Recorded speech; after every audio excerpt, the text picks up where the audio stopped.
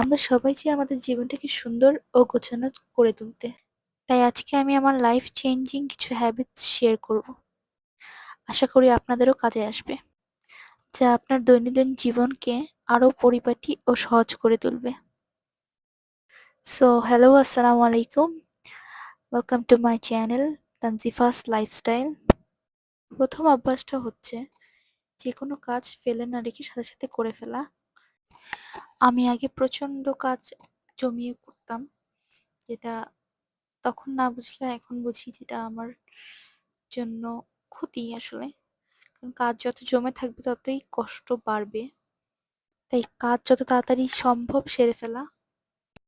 এখানে রাতে হাসব্যান্ড ডিম নিয়ে এসেছিল, সেগুলো গুছানো হয়নি কারণ আমি শুয়ে পড়েছিলাম। তাই সকালে উঠেই সেগুলো ডিমের জায়গা মতো রেখে দিলাম।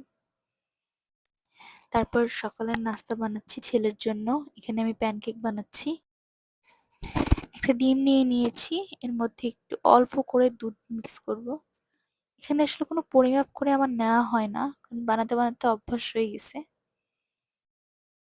একটু ভ্যানিলা এসেন্স, এখানে হাফ কাপের মতো আমি ময়দা নিয়ে নিয়েছি।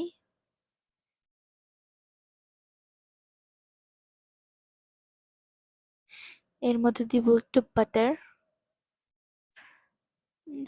1 টিস্পুনের মতো বাটার দিয়ে দিয়েছি। ব্যাস এগুলোকে ভালো করে মিক্স করে আমি প্যানকেক বানিয়ে নিব। চুলার মধ্যে একটা ননস্টিক প্যানের মধ্যে ছোট ছোট করে পাতলা পাতলা করেই আমি বানাবো, যেহেতু আমার ছেলে খুবই ছোট। বেশি মোটা করে ওকে দেই না, ছোট করে পাতলা করে বানালে ওর খেতে সুবিধা হয় এজন্য।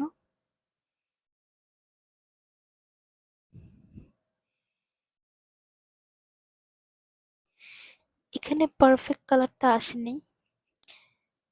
যদি পরিমাণ একটু উপর-নিচ হয় তখন পারফেক্ট কালারটা আসলে আসে না।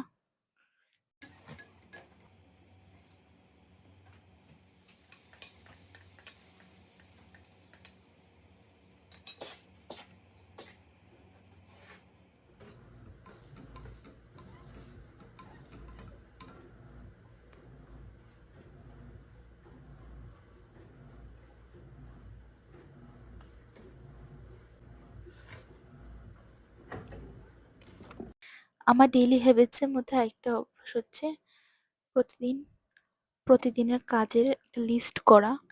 এতে করে আমার কোন কোন কাজ জরুরি কাজ আছে যেটা করতে হবে সেটা আমার অবশ্যই যাতে করা হয়। তাই আমি কাজের শুরুতে লিস্ট লিখে নিই। এটা একটা হ্যাবিট আমার। এতে করে সব কাজ সময় মতো এবং দিন শেষ হওয়ার আগে আপনার কাজ শেষ হবে। অ্যান্ড এতে করে আপনারও একটা আইডিয়া থাকবে কোন দিন কি কাজ করতে হবে। একটা থাকে আমার উইকলি লিস্ট, আরেকটা থাকে আমার হচ্ছে daily to do list, grocery list. এই একটা পেজের মধ্যেই, একটা সেটার মধ্যেই আমার সবকিছু লেখা থাকে। উইকে কোন দিন কোনটা করতে হবে, কোনটা জরুরি কাজ রয়েছে সব ওখানে লেখা থাকে আমার। এবং ডেইলি টু ডু লিস্ট এটা আমি অবশ্যই লিখি। এতে করে আমার কাজ করার প্রতি একটা আগ্রহ আসে যে আমার দিন শেষ হওয়ার আগে এগুলো শেষ করতে হবে। এখানে সব ডিশেস আমি ডিশওয়াশারে দিয়ে দিয়েছি। ডিশওয়াশার আমার ডেইলি ইউজ করা হয় না, বাট কোনোদিন শরীর খারাপ থাকলে তখন আমি ডিশওয়াশার ইউজ করি এর মধ্যে। কারণ ডিশওয়াশারে সবকিছু ধোয়াও যায় না, আর ডিশওয়াশারে ধুতে হলে সবকিছু জমায় রাখা লাগে, যেটা আমি চাই না করতে। তাই আমি ডেইলি দেই না, মাঝে মধ্যে দেওয়া হয় যখন শরীর খারাপ থাকে। আর বাকি যা ডিশওয়াশের বাহিরে থাকে থালা বাসন সব হাতে ধুয়ে ফেলতে হয়, যেগুলো ডিশওয়াশারে দেওয়া যায় না। তো আমার আরেকটা হ্যাবিটের মধ্যে এটা আছে যে আমি এখন তো ডিশওয়াশারে দিয়েছি, বাট নর্মালি যখন যেটা ইউজ হয় সেটা আমি সাথে সাথে ধুয়ে ফেলার চেষ্টা করি। এতে করে কাজ জমে থাকে না, আর পরেও কাজ করতে কষ্ট লাগে না। লাইক আপনি যদি সারাদিনের সবকিছু জমায় রাখেন, যেটা আমি আগে করতাম, কারণ আমার এখানে থালা বাসন ধুতে গেলেই আমার জামা ভিজে যায় পানির ছিটায়। কারণ আমার আমার সিঙ্কটা একটু নিচে। তাই আমি আগে সবসময় বেশিরভাগ সারাদিন শেষে থালা বাসন ধুতাম। তখন আমার ওই কাজটা আসলে করতে ইচ্ছা করতো না। একদমই ওইটা খুব বিরক্ত লাগতো। কিন্তু পরিষ্কার তো করতেই হবে, তাই করা হতো। কিন্তু এখন আমি যেটা করি, যখন যেটা ময়লা হয় সেটাই ধুয়ে ফেলি সাথে সাথে, যাতে করে আমার পরে কষ্ট না হয়। তাই এখন আর দিন শেষে যদি কয়েকটা প্লেট বা পাতিল জমেও থাকে, তখন ওটা ধুইতে আর কষ্ট লাগে না, কারণ খুবই অল্প পরিমাণে থাকে। কারণ খাওয়ার পরেই সে সাথে সাথে আমি সব ক্লিন করে ফেলি এখন, যেটা আমি আগে করতাম না। যেখানে আমার অনেক বিরক্ত লাগতো কাজ করতে। আর কিচেন পরিষ্কার না থাকলে, সিঙ্ক ক্লিয়ার না থাকলে কোনো কাজ করার আসলে ইচ্ছেটাও করে না। তখন খুবই ক্লান্তি, বিরক্তি ফিল হয়। যত কিচেন আপনার যত পরিষ্কার থাকবে, আপনার কাজ করতে ততই ভালো লাগবে। এসব কথা শুধু বলার জন্যই বলছি না, এগুলো আমি আমার লাইফ থেকে শিক্ষা পেয়েছি, তাই শেয়ার করছি। হয়তো এটা অন্যের কাজে লাগবে। এখানে আমি লাঞ্চের জন্য চিকেন তান্দুরি রেডি করছি, যেটা আমি এয়ার ফ্রায়ারে বানাবো। এখানে সব থাই এন্ড লেগ পিস আর কিছু উইংস আছে। এগুলো ভালো মতো ধুয়ে পরিষ্কার করে নিয়েছি। এখন এগুলোকে ম্যারিনেট করে রাখবো।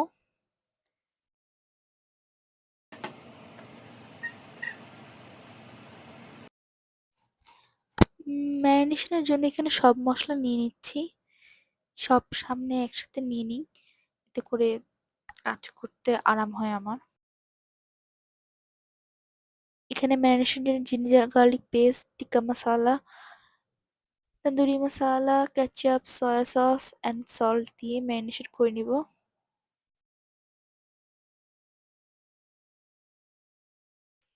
এখানে প্রায় ১ প্যাকেটের মতো আমি তন্দুরি মসলা নিয়েছি। এখন ভালো করে মেখে এটাকে রেখে দিব প্রায় ২ ঘন্টা ৩ ঘন্টার মতো। এখন এয়ার ফ্রায়ারের মধ্যে নিয়ে নিচ্ছি, যেহেতু আমি আজকে এয়ার ফ্রায়ারে তন্দুরি চিকেন বানাচ্ছি। ভিতরে বেকিং পেপার দিয়ে আমি এখানে চিকেনগুলো একে একে দিয়ে দিচ্ছি। এয়ার ফ্রায়ারে বেক করার একটা সুবিধা হচ্ছে, এখানে আপনার এক্সট্রা কোনো তেল স্প্রে করতে হবে না। চুলায় ভাজতে গেলে তেলে ভাজা লাগে, যেটা আমাদের শরীরের জন্য, স্বাস্থ্যের জন্য ভালো না। এখন 200 ডিগ্রিসে 15 মিনিটের জন্য রেখে দিব। এর মধ্যে আমি কিছু গ্রোসারি করে নিয়ে আসছিলাম, সেগুলো গুছায় নিব। আমি সব সবজি এনে ধুয়ে পরিষ্কার করে তারপরে ফ্রিজে রাখি। এতে করে সবজি অনেক দিন পর্যন্ত ভালো থাকে, সহজে নষ্ট হয় না।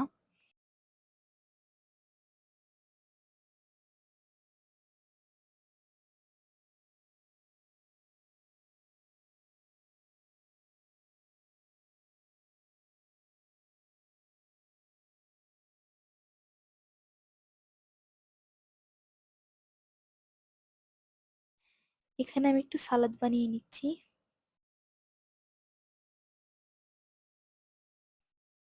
তন্দুরি চিকেনটা যেহেতু রুটি দিয়ে খাবো, তাই সালাদ ছাড়া ভালো লাগবে না খেতে। তাই এখানে আমি সিম্পল একটা সালাদ বানিয়ে নিচ্ছি।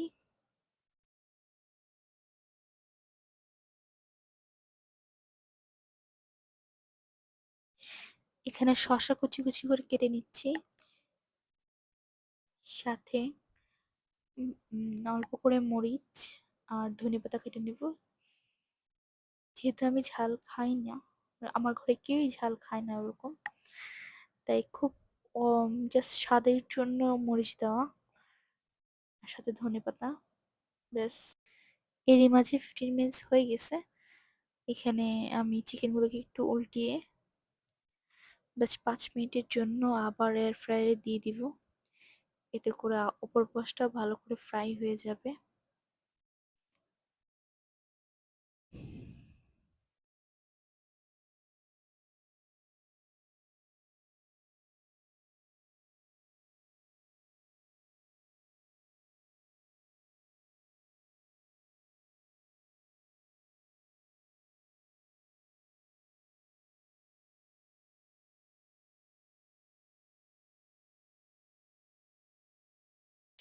এই তো এখানে দই নিয়ে নিচ্ছি।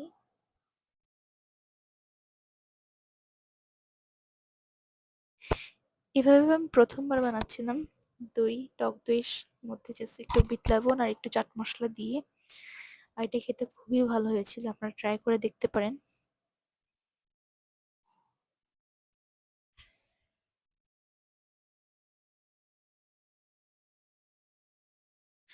আশা করছি ভিডিওটি আপনাদের ভালো লেগেছে। ভিডিওটি ভালো লাগে একটা লাইক আর সাবস্ক্রাইব করে যাবেন। সবাই খুব ভালো থাকবেন। আল্লাহ হাফেজ।